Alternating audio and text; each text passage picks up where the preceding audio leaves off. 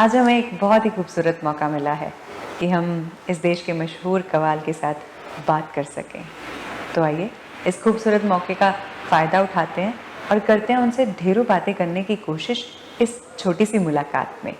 जी हाँ, आज हमारे साथ मौजूद हैं चांद कादरी अफजल चिश्ती साहब। नमस्कार। नमस्कार। कैसे हैं आप? बहुत अच्छा। और थैंक यू सो मच, आपने हमें अपना कीमती समय दिया। मैं खुदा आपका शुक्रगुजार हूँ, बहुत बहुत शुक्रिया। फरमाइए। आज कुल्लू की हसीन वादियों के बीच बने मंच पे गाकर आपको कैसा महसूस हुआ? इतनी भीड़, इतने आपके चाहने वाले आपको सुनने के लिए वहाँ बेताब थे और सुनने के बाद भी आपको शायद वो जाने देना नहीं चाहते थे। कैसा लगा? बहुत अच्छा लगा, बहुत खूबसूरत और अच्छा माहौल था, बहुत अच्छा सुन रहे थे सब। और फिर जो एक प्रेम, मोहब्बत, प्रेम भावना यहाँ नज़र आई, उसे देखकर बहुत अच्छा लगा। जी। कौन सी एज से आपने गाना शुरू किया था? तो ये मेरा ख़ानदानी पेशा है, प्रोफेशनल हूँ मैं। हमारे दादा परदादा और मुझे खुद मालूम नहीं है कितनी पीढ़ियाँ इसमें गुजरी हैं। रहा ये कि तकरीबन मेरी 7 साल की उम्र थी, उस वक्त से मैं स्टेज पर ही गाता हूँ। जैसे कव्वाली गाना बहुत ही मुश्किल काम है, जैसे बहुत आसान गायकी नहीं है ये। तो 7 साल की उम्र से जैसे आपने कहा कि आप गा रहे हैं, कभी ऐसा ख्याल नहीं आया कि बहुत मुश्किल है ये गायकी, तो मैं इस लाइन में या मतलब कैसे करूँगा मैं ये? देखिए, बात ये है, अगरचे मुश्किल कोई काम ना हो तो उसमें मज़ा नहीं आता। रहा ये कि हमें बचपन से सिखाया गया और स्टेप बाय स्टेप हमें ये है इसमें, ये शोशा है, ये ज़ेर है, ये ज़बर है, वो सब हमें सिखाया गया। कव्वाली, इसमें कोई शक नहीं है। जो आपने भी कहा कि कव्वाली वाकई बहुत मुश्किल है, बहुत मुश्किल है, इसमें शक नहीं है। अगरचे गहराई से उसको सोचेंगे तो सिर्फ कव्वाली वही नहीं है कि हम एक सादी सी ज़ुबान में कव्वाली करने लोगों ने सुन लिया। कव्वाली असल में ये औलिया इकराम से इसका मामला है, बुज़ुर्गों की रूहानी ग़िज़ा है। और इसमें जो पुख्ता पक्के कलाम जो हैं वो फ़ारसी ज़ुबान में है, अरबी ज़ुबान में है और पूर्वी में, हिंदी में, पंजाबी में, पश्तो में, ये सब इन ज़ुबानों में कव्वाली होती है। बाकी मसला ये आता है कि जो जिस एरिया में रहता है और जो जिस ज़ुबान में वहाँ लोग सुनने वाले होते हैं उसी ज़ुबान को ज़्यादा यूज़ करते हैं जी। पर कभी कभी हमारे सामने बात आती है कि हमें ईरान जाना हो तो वहाँ उर्दू कौन समझेगा या वहाँ पंजाबी कौन समझेगा, सुनाना पड़ता है। पंजाब में जाए तो ठीक है, हिंदी सुन लेते हैं, बोल लेते हैं, लेकिन अगरचे पंजाब में जाकर पंजाबी ना गाई जाए तो वो भी बेकार है। इसी तरह उर्दू का मसला है, अगर जो जिन खानकाहों में उर्दू सुनी जाती है अगर वहाँ उर्दू ना सुनाएं तो वो भी बेकार है। तो ये है कि बुजुर्गों ने सब वो सिखाया। तो क्या है, ये भी एक इल्म है, मौसीकी एक इल्म है और मौसीकी में कव्वाली भी है, गज़ल भी है, भजन भी है, गीत भी है। असल तो जो मौसीकी है क्लासिकल इसकी बुनियाद है जी। क्लासिकल बुनियाद हुई तो अगर क्लासिकल आप गाते हैं या आपने थोड़ा बहुत सीखा है या ये कहेंगे कि उन बुजुर्गों की सोहबत में भी अगर आप रहे, अगर आपने क्लासिकल नहीं गाया, नहीं गा पाए, आपने इतना वक्त नहीं दिया, लेकिन अगर आपने उसको समझ भी लिया, अब मेन तो समझ नहीं है, गाना तो बात की बात है, अगर समझ लिया तो फिर ये सब आसान हो जाता है। वो चाहे कव्वाली है, गज़ल है, ये सब। हाँ, ये ज़रूर है, कव्वाली में बड़ी मेहनत है, बहुत मेहनत है। 4-4, 5-5 घंटे कंटिन्यू गाना और वो भी ऊंचे सुरों में गाना आसान नहीं होता। तो वो रियाज होता है, रियाज बोलता है, जितना गाएंगे स्टेज पे उतने खुलते चले जाएंगे। ये जो हमारे बुजुर्ग थे, हमें खुद उन्होंने सुबह फजर के टाइम उठा देते थे और 5:30-6 बजे उठाया, उन्होंने कहा नमाज पढ़ो, उसके बाद में रियाज पे बैठो। रियाज पे बिठा दिया तो 12, 12:30, 1 बज जाता था दोपहर का।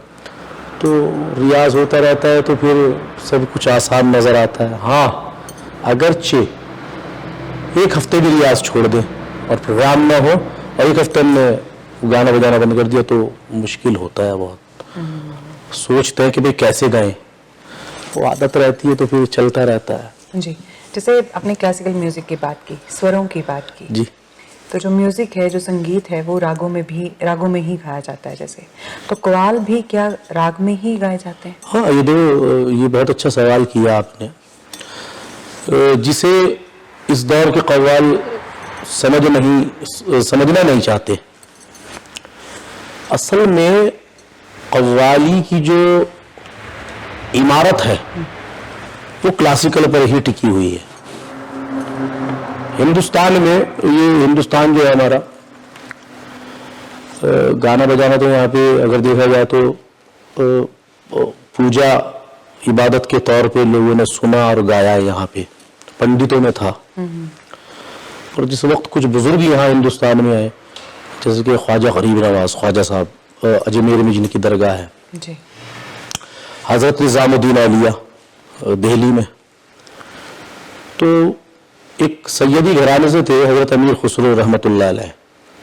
वो आपके जब मुरीद हुए और एक बहुत बड़े सौदागर थे वो, जब आप उनके मुरीद हुए हजरत निजामुद्दीन औलिया सरकार के, तो पीर से इतनी मोहब्बत हुई उन्हें, इतनी मोहब्बत हुई कि वो सब कुछ छोड़ दिया और सिर्फ अपने पीर की, अपने गुरु के पास ही बस वो 24 घंटे चारों तरफ घूमने लगे। उनके हुआ कुछ ऐसा कि उन्होंने देखा कि मेरे गुरु को जो है कव्वाली पसंद है, म्यूज़िक पसंद है, मौसीकी पसंद है।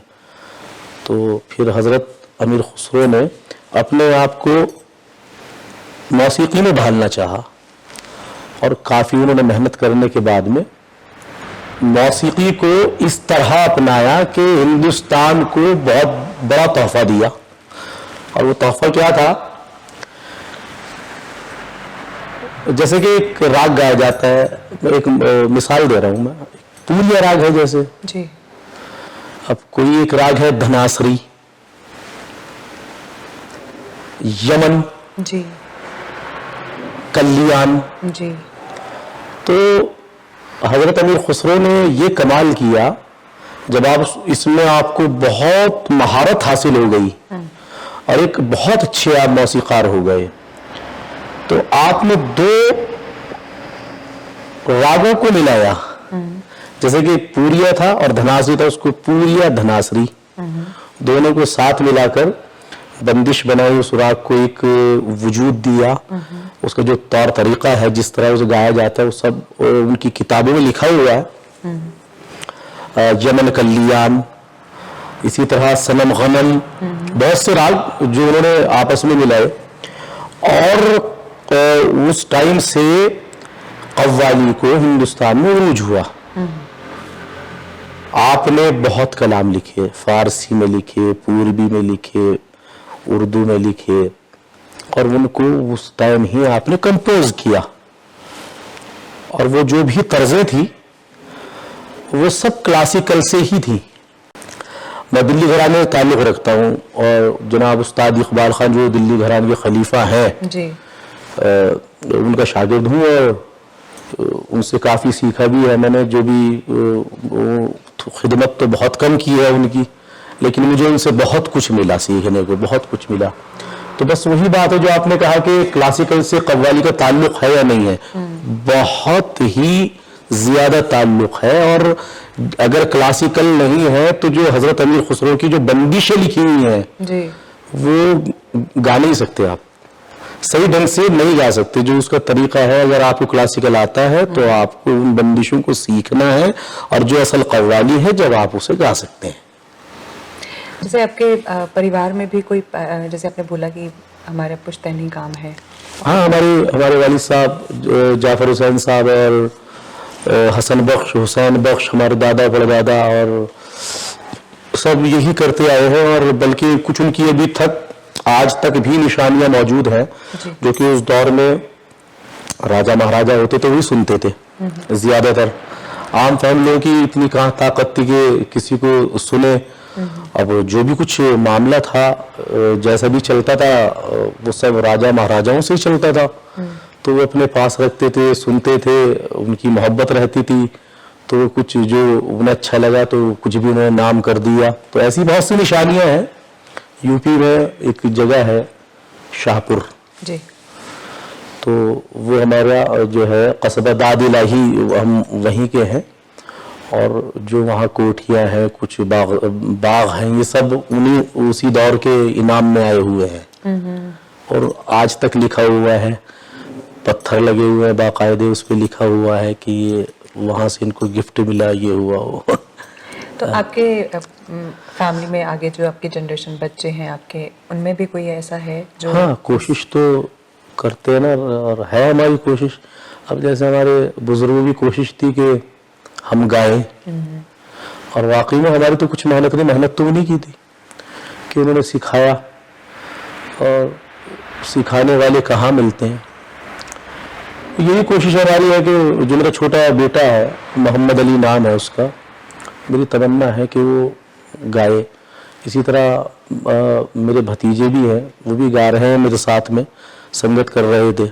नाजिर अली और जमाल और ये सब गा रहे हैं, अच्छा गा रहे हैं, इसमें कोई शक नहीं है। कव्वाली बहुत अच्छी कर रहे हैं, और मेहनत करेंगे तो आगे जाएंगे। बस ये है, इसमें तो जितनी मेहनत करो उतना फल पाओ। जैसे आपके बहुत से ऑडियोज आए हैं, कीर्तन में भी आए हैं, और है ना, तो कीर्तन एक अलग अलग गायकी हो गई, जी जी, कव्वाली एक अलग गायकी जी जी। तो क्या कभी रिकॉर्डिंग के टाइम पे जो डिफरेंस है वो महसूस हुआ, या मतलब कुछ प्रॉब्लम्स या कुछ भी कभी ऐसे लगा हो कि कीर्तन कव्वाली मेरे लिए आसान है, कीर्तन रिकॉर्ड मेरे लिए मुश्किल है? नहीं, ऐसा तो नहीं है, कभी ऐसा तो महसूस नहीं हुआ।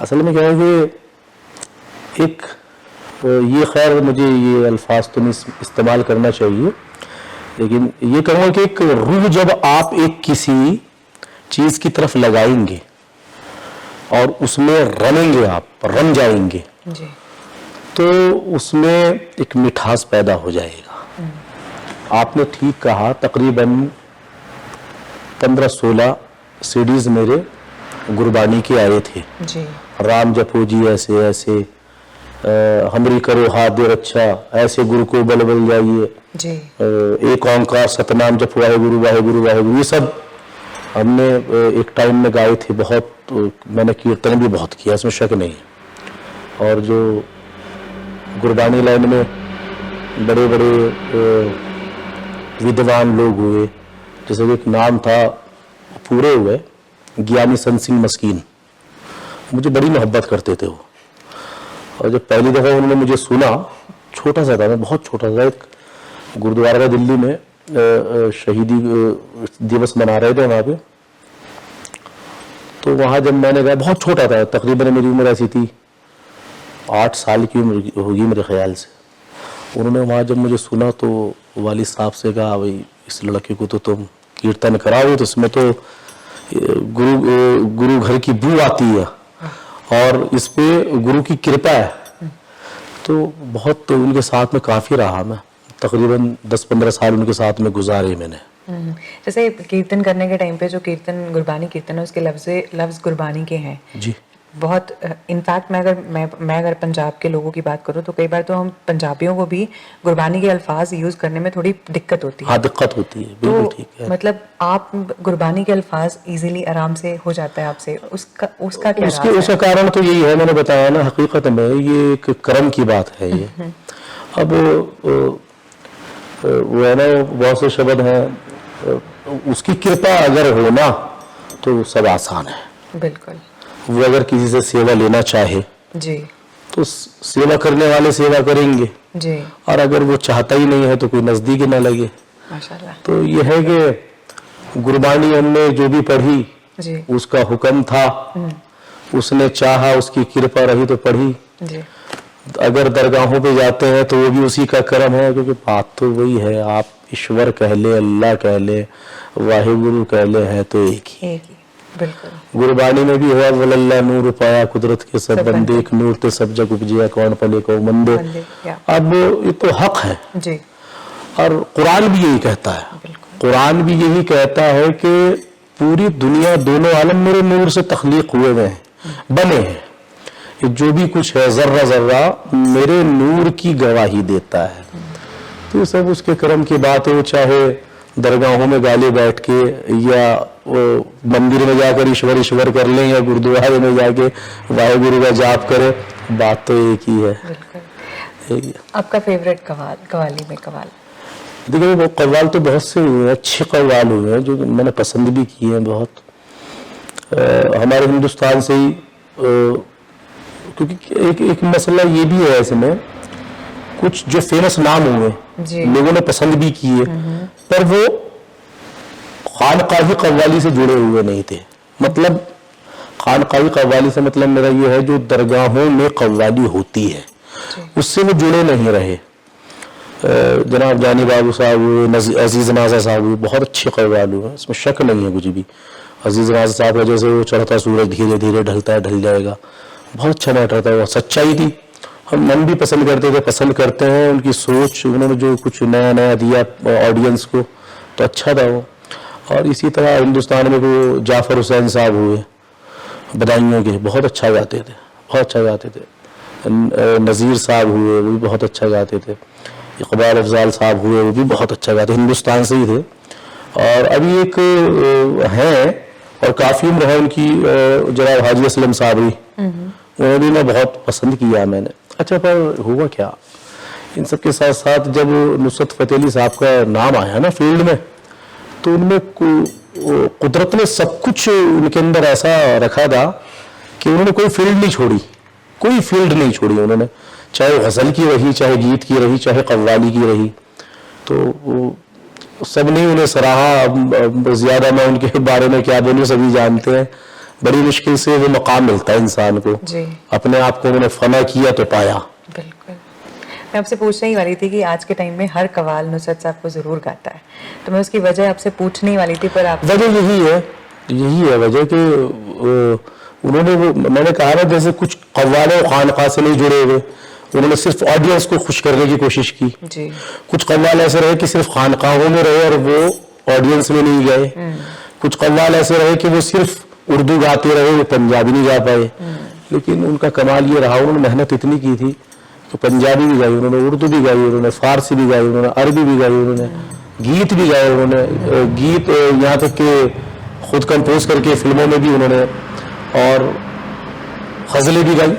तो गज़लों का अंदाज एक अलग होता है, लेकिन वो अंदाज भी उन्होंने पेश किया कि हम ये भी कर सकते हैं। तो सभी कुछ किया उन्होंने, इसलिए मैं पसंद करता हूँ उनको। अच्छी कोशिश थी उनकी, अल्लाह उन्हें जन्नत नसीब करे, अच्छी कोशिश थी। जो आज के टाइम के हमारा यूथ है, जो कवालियाँ गाने में इंटरेस्टेड हैं, जो गायकी में इंटरेस्टेड हैं, उनके लिए आप क्या कहना चाहेंगे? उनसे मैं ये कहना चाहूँगा, खुद भी कोशिश करनी चाहिए। अब अगर हम सिर्फ यही सोच के बैठ जाएं कि जो नुसरत साहब ने किया और जो नुसरत साहब ने गाया हमें वही गाना है और उसी पे रहना है, तो उनका खुद का क्या रह जाएगा, और वो खुद क्या कभी जिंदगी में बन पाएंगे।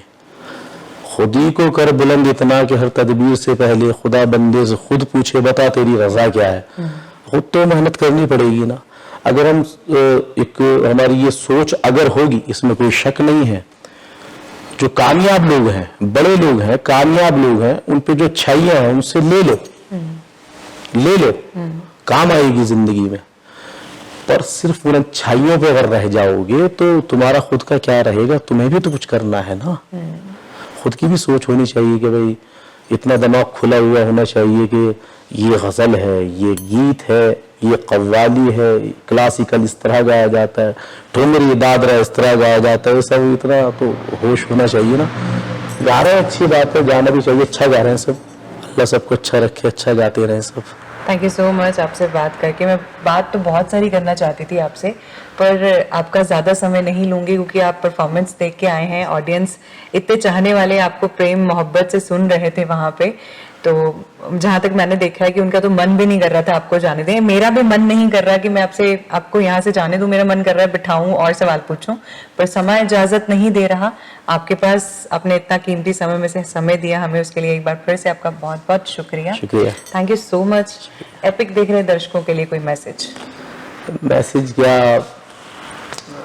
मुझे बहुत अच्छा लगा इस चैनल पे मुझे खिदमत का मौका मिला, मुझे बहुत अच्छा लगा। और जहाँ तक लोग मुझे सुन रहे हैं और देख रहे हैं उनका भी मैं शुक्रिया अदा करता हूँ। बहुत बहुत शुक्रिया, मेहरबानी, ज़रा नवाजी।